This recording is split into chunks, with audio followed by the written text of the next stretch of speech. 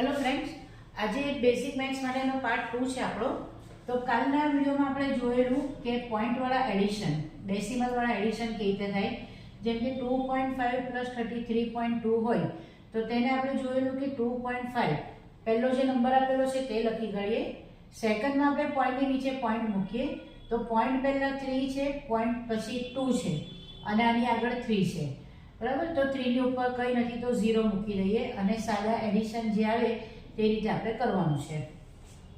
આજના વિડિયોમાં આપણે સેમ વસ્તુ જોઈશું, પણ એડિશનની બદલે આપણે જોઈશું સબટ્રેક્શન। હવે સબટ્રેક્શનની અંદર મોટાભાગની પ્રોબ્લેમ એટલો હોય છે કે સાદા જે સબટ્રેક્શન હોય એટલે કે સાદી જે બાદબાકી હોય તેમાં પણ ઘણી બધી વખત સ્ટુડન્ટ્સને પ્રોબ્લેમ થતો હોય છે। તો ડેસિમલ વાળા હોય કે સાદા હોય બંને સેમ જ છે, બસ ડેસિમલમાં ખાલી આપણને લખતા આવડવું જોઈએ। તો ધારો કે આપણે પહેલા સાદા જોઈએ તો સપોઝ 80 - 32 છે। 80 - 32 એટલે કે જ્યારે અહીંયા 0 આવે ત્યારે 0 ની ઉપર 10 અને 8 ની ઉપર 7 એટલે કે તેનો બિફોર નંબર મૂકીશું અને સબટ્રેક્શન કરીશું। આ સાદું છે। બીજું સપોઝ હવે આવી રીતે 300 - 168 આવે। જ્યારે આ રીતનું આવે ત્યારે છોકરાઓને ઘણો બધો પ્રોબ્લેમ થતો હોય છે। તો આની અંદર પહેલો 0 છે તેની ઉપર 10 મૂકવાનો હોય છે, સેકન્ડ જે 0 હોય છે તેનો બિફોર નંબર।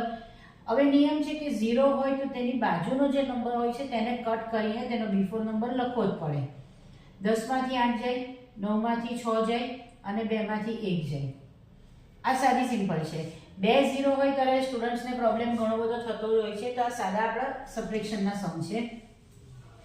સેમ વસ્તુ આપણે ડેસિમલમાં જોઈએ।